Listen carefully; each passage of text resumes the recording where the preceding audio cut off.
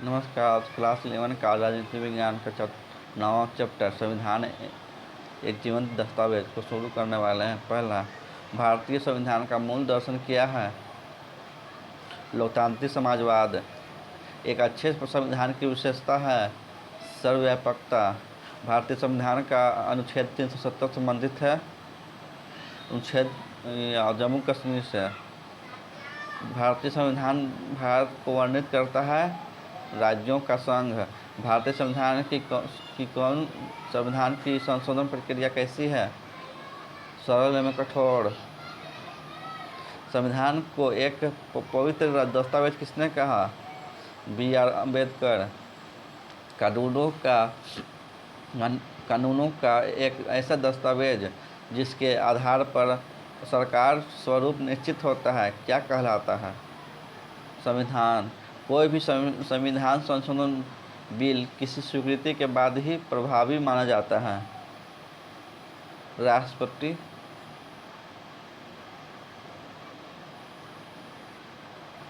कौन सा संविधान जजों के हाथों का खिलौना होता है? कठोर संविधान।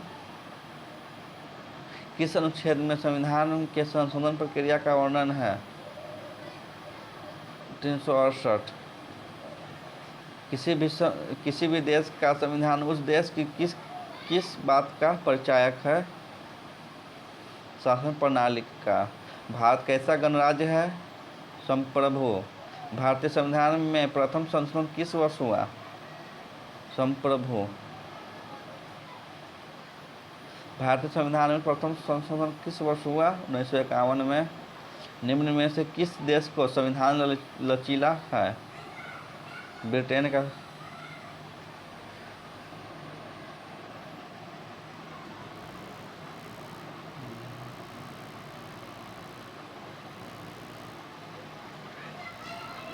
मुख्य बिंदु। किसी भी अच्छे संविधान में जीवंतता होना अनिवार्य है ताकि उसमें बदलते समय के अनुरूप बदलाव लाया जा सके। भारतीय संविधान एक जीवंत दस्तावेज है। लागू होने के समय यह अपने आप में बदलाव लाता रहा। भारतीय संविधान में मई 2013 तक 98 संशोधन हो चुके हैं। संविधानों के मामले में भारतीय संविधान लचीलेपन और कठोरता का सम्मिश्रण है। भारतीय संविधान में संशोधन की प्रक्रिया अनुच्छेद 368 में दी गई। संविधान संशोधन की प्रक्रिया केवल संसद में ही प्रारंभ हो सकती है। संविधान संशोधन विधेयक के मामले में राष्ट्रपति को पुनर्विचार के लिए विधेयक को संसद के पास भेजने का अधिकार नहीं है। संविधान सोवियत संघ में 74 वर्षों के दौरान 1918, 1924, 1936, 1977 संविधान 4 बार बदला गया। भारतीय संविधान 26 नवंबर 1949 को अंगीकृत किया गया और इस संविधान को 26 जनवरी 1950 को औपचारिक रूप से लागू किया गया। लोकसभा में 545 सदस्य होते हैं, अतः किसी भी संशोधन विधेयक का समर्थन करने के लिए 273 सदस्यों की आवश्यकता होती है। यदि मतदान के समय 300 सदस्य मौजूद हों तो विधेयक पारित करने के लिए 273 सदस्यों को समर्थन की आवश्यकता होगी। 26 जनवरी 2006 को हमारे संविधान को लागू हुए 56 वर्ष हो गए हैं। दिसंबर 2005 तक इसमें 92 संशोधन किए जा चुके थे। 2001 से 2003 के बीच का समय गठबंधन की राजनीति का समय माना जाता है। अनुच्छेद 74 में यह स्पष्ट कर दिया गया है कि मंत्रिपरिषद की सलाह राष्ट्रपति के लिए बाध्यकारी होगी। 52वां तथा 91वां संशोधन दल बदल विरोधी कानून के अलावा इस काल में मताधिकार की आयु 21 से 18 वर्ष करने के लिए संविधान में संशोधन हुआ। 73वां तथा 74वां संशोधन भी किए गए। 38वां, 39वां, 42वां संशोधन विशेष रूप से विवादास्पद रहे हैं। जून 1975 में देश में आपातकाल की घोषणा की गई। संविधान का 42वां संशोधन एक बड़ा संशोधन है। इसने संविधान को गहरे स्तर पर प्रभावित किया। 38वें, 39वें तथा 42वें संशोधन के माध्यम से जो परिवर्तन किए गए थे उनमें से अधिकांश को 43-44वें संशोधन के द्वारा निरस्त कर दिया गया।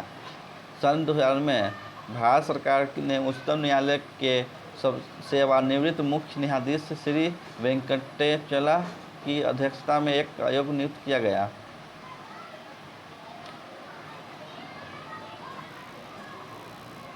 जिसका उद्देश्य संविधान में कामकाज की समीक्षा करना था।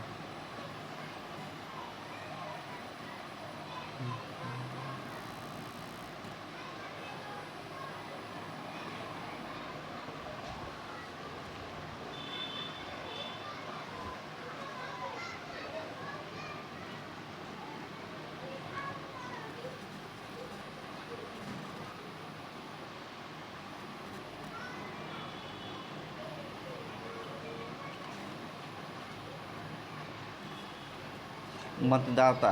भारत में मतदाता अप्रत्यक्ष रूप से मतदान के द्वारा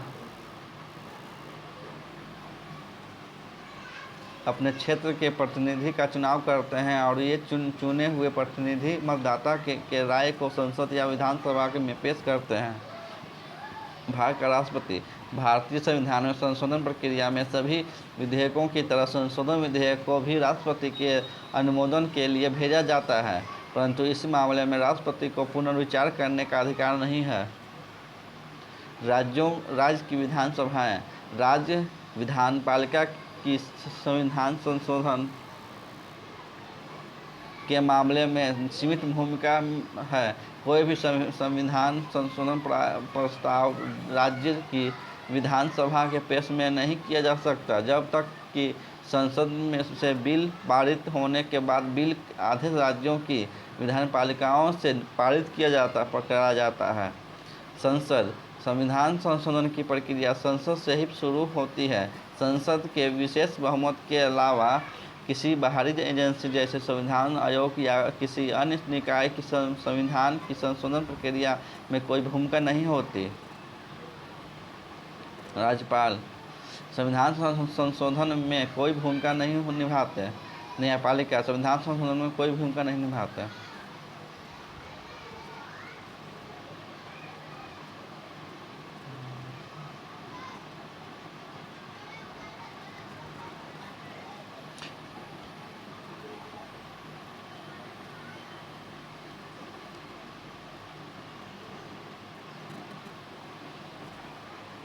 संशोधन के कुछ उपबंध विवादास्पद थे।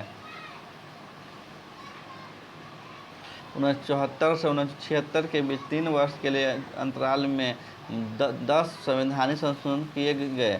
इन संशोधनों के माध्यम से सत्तारूढ़ दल संविधान के मूल स्वरूप को बिगाड़ना चाहता है। इस संबंध में 38वां, 39वां, 42वां संशोधन विशेष रूप से विवादास्पद रहे। जून 1975 में देश में आपातकाल की घोषणा की गई। ये 3 संशोधन इसी पृष्ठभूमि से निकले थे। इन संशोधनों का लक्ष्य संविधान की कई महत्वपूर्ण हिस्सों में बुनियादी परिवर्तन करना था। निम्नलिखित वाक्यों में कौन सा वाक्य विभिन्न संशोधनों के संबंध में विधायिका और कार्यपालिका के टकराव का सही व्याख्या करता है?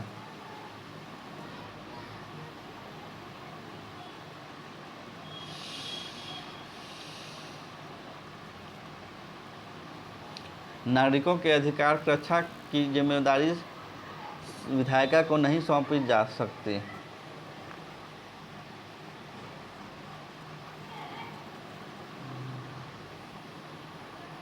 संविधान में संशोधन करने के लिए कुछ बहुमत की आवश्यकता क्यों पड़ती है? व्याख्या कीजिए।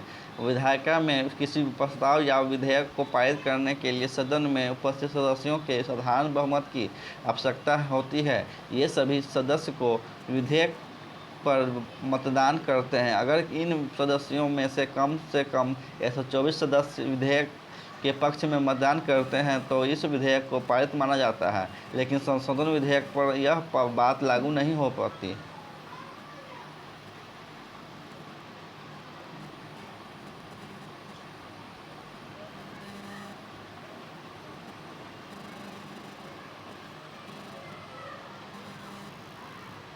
संविधान संशोधन करने के लिए 2 प्रकार के विशेष बहुमत की आवश्यकता होती है। पहले संशोधन विधेयक के पक्ष में मतदान करने वाले सदस्यों की संख्या सदन के कुल सदस्यों की संख्या की कम से कम आधी होनी चाहिए। दूसरे संशोधन का समर्थन करने वाले सदस्यों की संख्या मतदान में भाग लेने वाले सभी सदस्यों की 2/3 होनी चाहिए। संशोधन विधेयक को संसद के दोनों सदनों में स्वतंत्र रूप से पारित करने की आवश्यकता होती है। इसके लिए संयुक्त सत्र बुलाने का प्रावधान नहीं है। कोई भी संशोधन विधेयक विशेष बहुमत के बिना पारित नहीं किया जा सकता। लोकसभा में 545 सदस्य होते हैं, अतः किसी भी संशोधन विधेयक का समर्थन करने के लिए 273 सदस्यों की आवश्यकता होती है। अगर मतदान के समय 300 सदस्य मौजूद हों तो विधेयक पारित करने के लिए 273 सदस्यों के समर्थन की आवश्यकता होगी। भारतीय संविधान में अनेक संशोधन न्यायपालिका और संसद की अलग अलग व्याख्या का परिणाम है। उदाहरण स्वरूप व्याख्या करें। भारतीय संविधान में अनेक संशोधन न्यायपालिका और संसद की अलग अलग व्याख्या का परिणाम है जो निम्नलिखित है। तकनीकी भाषा में संशोधन या प्रशासनिक। भारतीय संविधान के पहली श्रेणी में तकनीकी भाषा में संशोधन या प्रशासनिक संशोधन है जो प्रकृति के हैं और ये संविधान के मूल उपबंधों को स्पष्ट बनाने, उनकी व्याख्या करने तथा छिटपुट संशोधन से संबंधित हैं। उन्हें केवल सिर्फ तकनीकी भाषा में संशोधन कहा जा सकता है। वास्तव में ये इन उपबंधों में कोई विशेष बदलाव नहीं करते।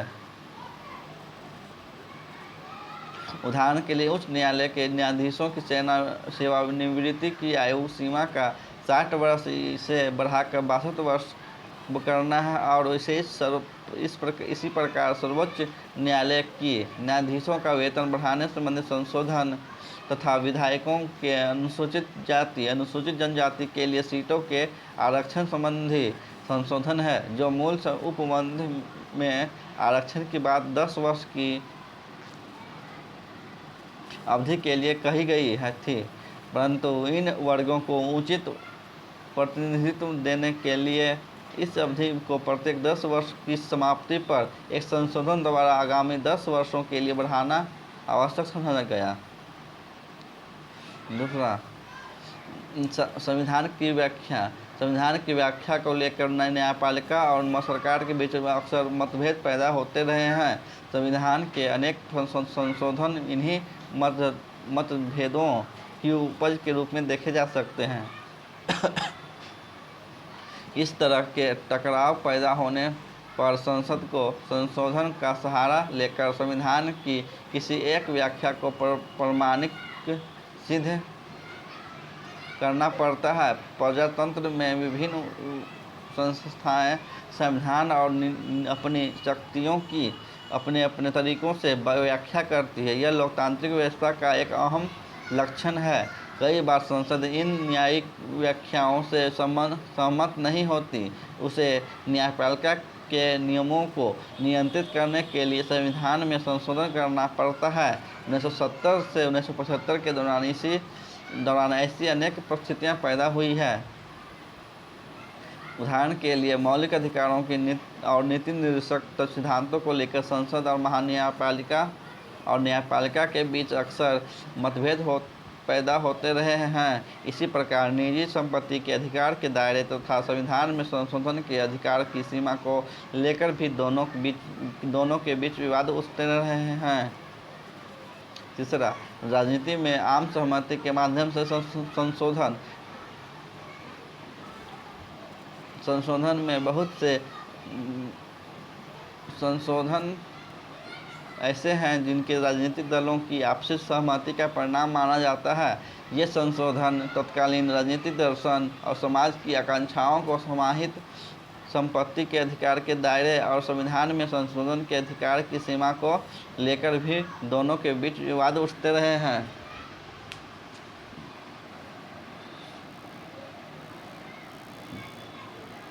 तीसरा, राजनीति में आम सहमति के माध्यम से संशोधन में बहुत संशोधन ऐसे हैं जिन्हें राजनीतिक दलों की आपसी सहमति का परिणाम माना जाता है।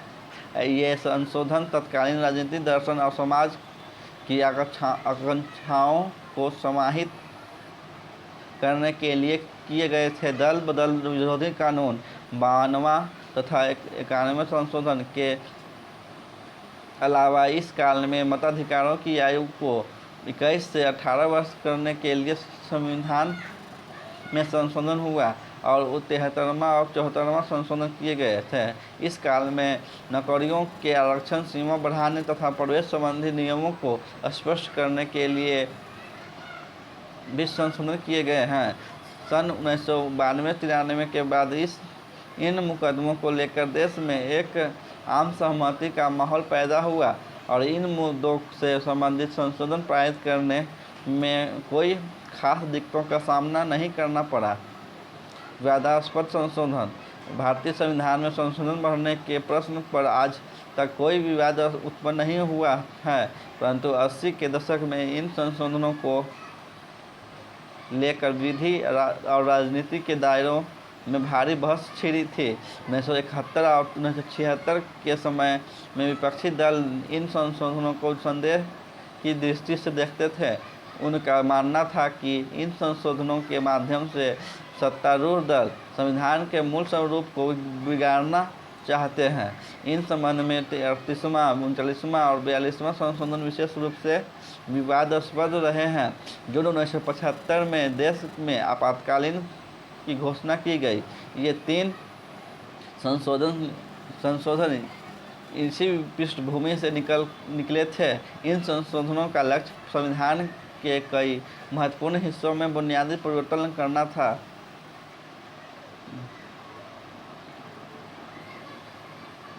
अगर संशोधन की शक्ति जनता के निर्वाचित प्रतिनिधियों के पास होती तो न्यायपालिका को संशोधन की वैधता पर निर्णय लेने का अधिकार नहीं दिया जाना चाहिए। क्या आप इस बात से सहमत हैं? संविधान के शेष खंडों में संशोधन करने के लिए अनुच्छेद 368 में प्रावधान किया गया। इस अनुच्छेद में संविधान में संशोधन करने के 2 तरीके दिए गए। ये तरीके संविधान के सभी अनुच्छेदों पर एक समान रूप से लागू नहीं होते। एक तरीके के अंतर्गत संसद के दोनों सदनों के विशेष बहुमत द्वारा संशोधन करने की बात कही गई। दूसरा तरीका ज़्यादा कठोर और इसके लिए संसद के विशेष बहुमत और राज्य विधानपालिका की आधी संख्या की विशेषता होती है। संविधान संशोधन की प्रक्रिया संसद से ही शुरू होती है। संसद के विशेष बहुमत के अलावा किसी बाहरी एजेंसी जैसे संविधान आयोग या किसी अन्य निकाय की संविधान की संशोधन प्रक्रिया में कोई भूमिका नहीं होती। इसी प्रकार संसद या कुछ मामलों में राज्य विधानपालिका में संशोधन पारित होने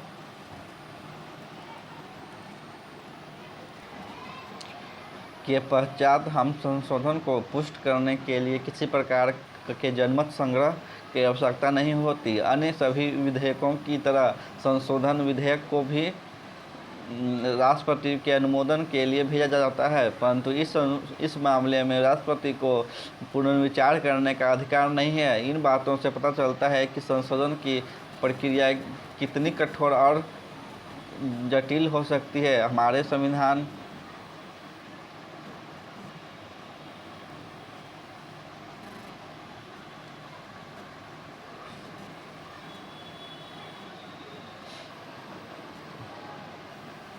अतिरिक्त प्रश्नोत्तर। भारतीय संविधान किस प्रकार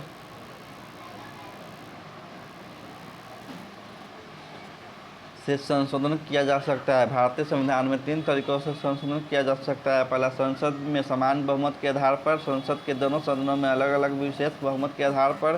संसद के दोनों सदनों में अलग अलग विशेष बहुमत के साथ कुल राज्यों की आधी विधायिकाओं के समर्थन के आधार पर। भारतीय संविधान में अब तक किए गए संशोधन को कितने भागों में बांटा जा सकता है? भारतीय संविधान में अब तक किए गए संशोधन में को निम्न भागों में बांटा जा सकता है: तकनीकी या प्रशासनिक, संविधान की व्याख्या, राजनीतिक आम सहमति के माध्यम से संशोधन। भारतीय संविधान में मूल संरचना का सिद्धांत से आप क्या अभिप्राय है?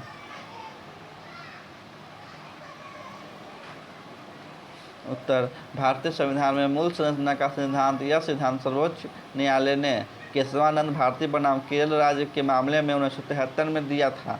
इसके अनुसार संसद को संविधान में संशोधन करने का भी अधिकार है, लेकिन वह संविधान की आधारभूत संरचना में बदलाव नहीं कर सकती है। प्रजातंत्र का अर्थ बताइए। प्रजातंत्र का अर्थ है जनताओं का शासन से है और यह विकासशील संस्थाओं से है और इनके माध्यम से ही वह कार्य करता है। सभी राजनीतिक संस्थाओं को लोगों के प्रति उत्तरदायी होना चाहिए और दोनों को एक दूसरे के साथ मिलकर चलना चाहिए। संविधान को एक जीवित दस्तावेज माना है, इसका क्या अर्थ है? भारतीय संविधान एक जीवंत दस्तावेज है। कैसे? भारतीय संविधान एक जीवंत दस्तावेज है, लगभग एक जीवित प्राणी की तरह यह दस्तावेज समय समय पर पैदा होने वाली परिस्थितियों के अनुरूप कार्य करता है। जीवंत प्राणी की तरह ही यह अनुभव से सीखता है। समाज में इतने सारे परिवर्तन होने के बाद भी हमारा संविधान अपनी गतिशीलता, व्याख्याओं के खुलेपन और बदलती परिस्थितियों के अनुसार परिवर्तनशीलता की व्याख्या की कारण प्रभावशाली रूप से कार्य कर रहा है। यही लोकतांत्रिक संविधान का असली मानदंड है। भारतीय संविधान में संशोधन करने के लिए विशेष बहुमत की आवश्यकता क्यों होती है? अतः भारतीय संविधान में विशेष बहुमत का क्या अर्थ होता है, समझाइए। विधायिका में किसी प्रस्ताव या विधेयक को पारित करने के लिए सदन में उपस्थित सदस्यों के साधारण बहुमत की आवश्यकता होती है। ये सभी सदस्य एक विधेयक पर मतदान करते हैं। अगर इन सदस्यों में से कम 124 सदस्य विधेयक के पक्ष में मतदान करते हैं तो विधेयक को पारित माना जाता है।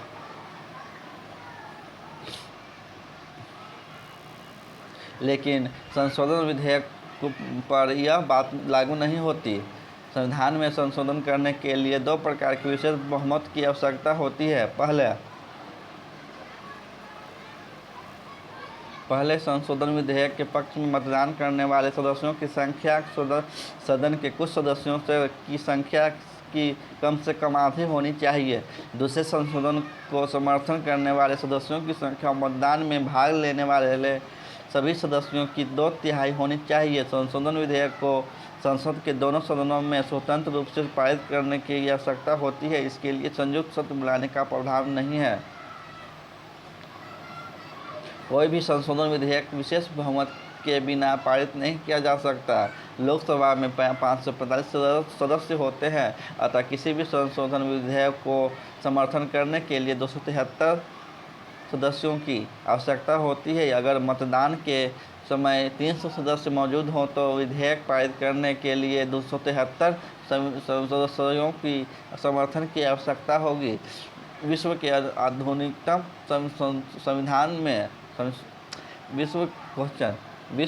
आधुनिकतम संविधानों में संशोधन की विभिन्न प्रक्रियाओं में कौन सी सिद्धांत ज़्यादा अहम भूमिका अदा करते हैं? उत्तर: विश्व के आधुनिकतम संविधानों में संशोधन की विभिन्न प्रक्रियाओं में दो सिद्धांत ज़्यादा अहम भूमिका अदा करते हैं। एक सिद्धांत है विशेष बहुमत का।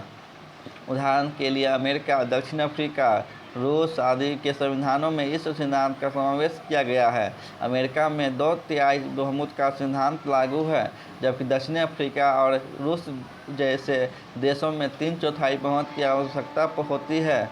दूसरा सिद्धांत संशोधन की प्रक्रिया में जनता की भागीदारी का है। यह सिद्धांत कई आधुनिक संविधानों में अपनाया गया।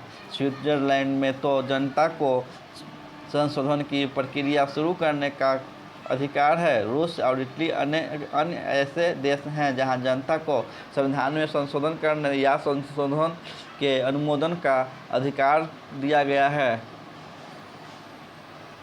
संघीय संरचना का क्या अर्थ है?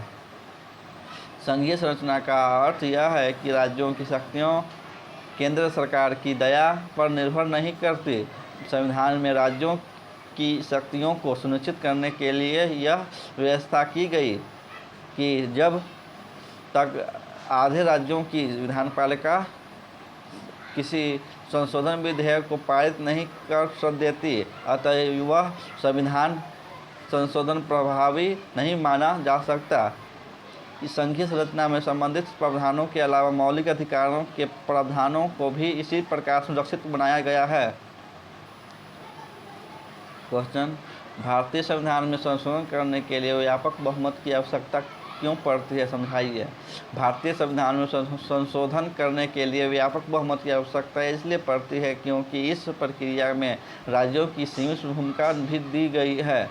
तो हमारे संविधान निर्माताओं इस बात को लेकर सचेत थे कि संविधान में संशोधन की प्रक्रिया को इतना आसान नहीं बना दिया जाना चाहिए कि उसके साथ जब चाहे छेड़खानी की जा सके, लेकिन साथ ही उन्होंने इस बात का ख्याल भी रखा है कि भावी पीढ़ियों अपने समय की ज़रूरतों के हिसाब से इसमें आवश्यक संशोधन कर सके।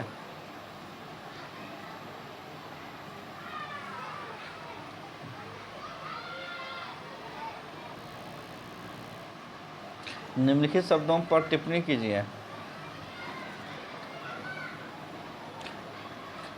तकनीकी भाषा में संशोधन या प्रशासनिक।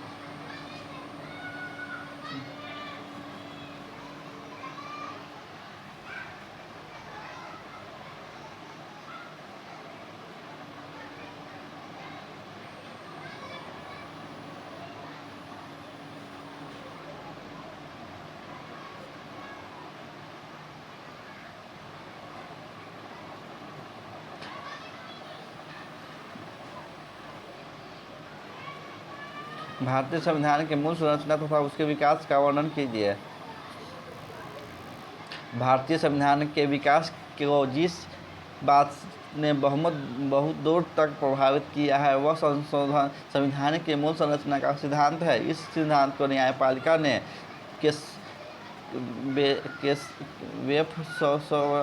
केशवानंद भारती के प्रसिद्ध मामले में प्रतिपादित किया था। इस निर्णय में संविधान के विकास में निम्नलिखित संशोधन दिया। इस निर्णय वेफ द्वारा संसद की संविधान की संशोधन करने की शक्ति की सीमाओं निर्धारित की गई। यह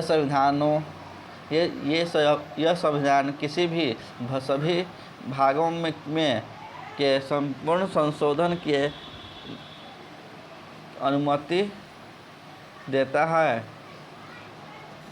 संविधान की मूल संरचना या उसके बुनियादी तत्वों का उल्लंघन करने वाले किसी भी संशोधन के बारे में न्यायपालिका का फैसला अंतिम होगा। केशवानंद भारती मामले में यह बात स्पष्ट हो गई।